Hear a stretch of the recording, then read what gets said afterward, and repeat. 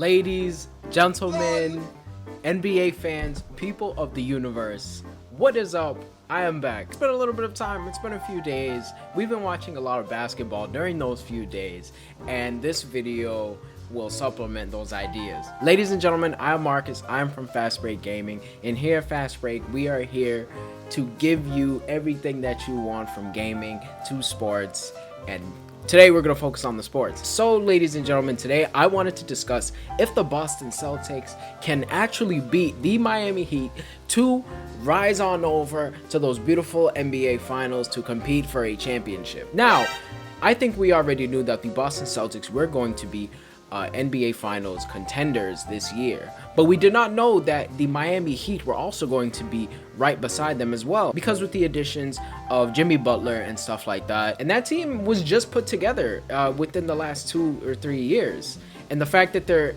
contending with us for to be able to go and compete for a championship is amazing. Credits to Miami Heat fans. Miami Heat fans, stand up, because y'all deserve some type of recognition. Y'all do. Miami always gives Boston problems. I don't know why. Oh yeah, and Raptors fans.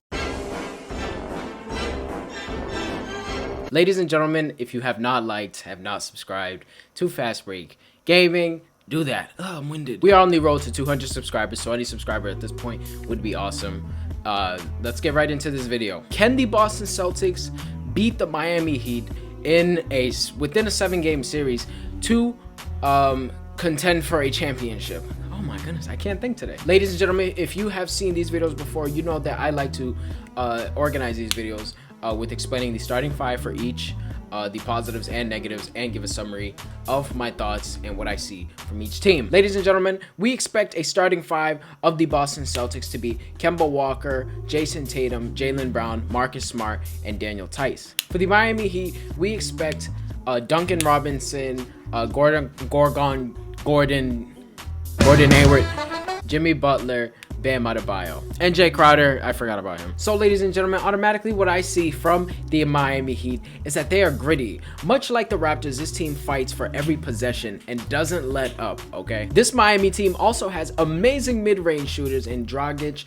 I can't pronounce that name. You need to change your last name, fam. And Duncan Robinson, who in my opinion is going to be a very underrated shooter within this series. Jimmy Butler, Marcus Smart 2.0, Mr. Team Leader over here, is an amazing defender. And unlike other defensive guards, he plays passing lanes very well and is a good mid-range shooter. Not a three-point, mid-range shooter. Ladies and gentlemen, Bam Adebayo, Mr. MIP, Most Improved Player of the Year. Regardless who you think it is, give the man some credit and respect. Can guard any position. He is the MIP recipient for a reason, ladies and gentlemen. His arsenal is amazing. Now, we have multiple players in playoff experience of the Miami Heat, one of which, Andre Iguodala, gives you finals experience, which is uber valuable since that this is a finals defining series. Ladies and gentlemen, only team-oriented, unselfish teams make the Eastern Conference Finals. The Heat care about winning and winning only. They are not scared to guard anybody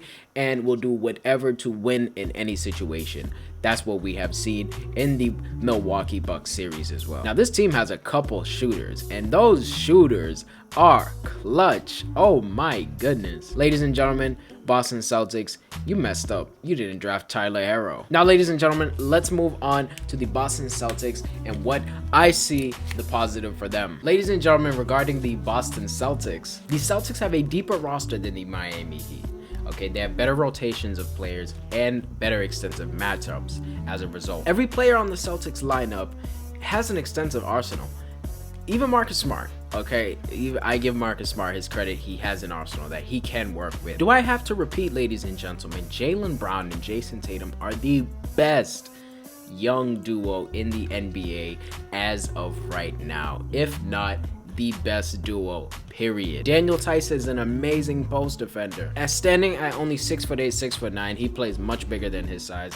We have seen that the way he guards Marc Gasol and all those other big dudes in Toronto. Speaking of Toronto, with the post defense, Celtics have more experience playing taller bigs. So maybe playing a smaller lineup will be easier for somebody like a Daniel Tice to guard, since it's more adept to his type of player that he wants to guard. Of course, like the Heat, Boston Celtics play passing lanes very well, if not better, and play guards very well, as we have seen last series. Now, previous Eastern Conference experience will be key in, or previous playoff experience is going to be key in the conference finals in general. Celtics have been in this position before with the greater opponents, aka LeBron James. Not only that, but Jaylen Brown and Jason Tatum are coming off their best offensive and defensive years thus far. This is going to be good. And in my opinion, I think Marcus Smart should have been defensive player of the year, whether it's from an unbiased or biased standpoint from the Boston Celtics. From being a Boston Celtics fan, I think Marcus Smart should have gotten defensive player of the year. Now we move on to our last section, potential negatives for Miami when matched up against the Boston Celtics. Now the Celtics play rough and close defense. Interior scoring could be minimized by the Celtics forcing the Heat to rely merely on shooting. We did that. The Celtics did that for Toronto, and you see how it panned out for them. Now, lack of long-term playoff experience, similar to the Celtics in the 2018 Eastern Conference Finals when they matched up against LeBron James, could be the downfall of the Miami Heat in this conference. The lack of depth in the bench could be exploited by the Celtics' better defensive bench. Guys, Jay Crowder never hits a big three when you actually need it. Come on now. And Tyler Herro, although he has been exceptionally good of a player, he's still a rookie. He can make rookie mistakes. Believe that. From the Boston Celtics standpoint, Kemba Walker has had a very average scoring postseason. Not gonna lie. He has not been effective as the Celtics need him to be, and that might cost them in this conference. Bam Adebayo is amazing, and he's MIP for a reason. He can prove to be a very big threat for Daniel Tice. The Celtics made questionable late game decisions. That could be the last of them. Robert Williams is a great shot blocker, but he makes a lot of mistakes defensively.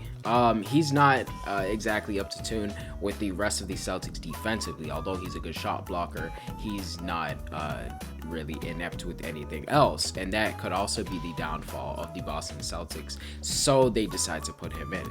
And you could also say that Boston Celtics have a lack of big depth. So yeah, it's just some ideas that I want to give to you guys. Let me know what you guys think in the comments. Do you think the Heat are going to destroy the Boston Celtics? Do you think the Boston Celtics are going to destroy the Heat? How many games is this going to go up to?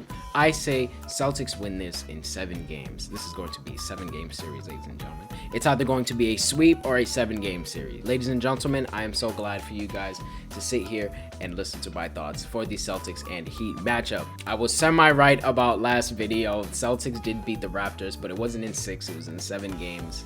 That was crazy. But ladies and gentlemen, if you like this video, please do not be afraid to hit that like button, hit that subscribe button. We are on our way to 200 subscribers. I am Marcus, I'm from Fast Break Gaming, and I will see you guys next time.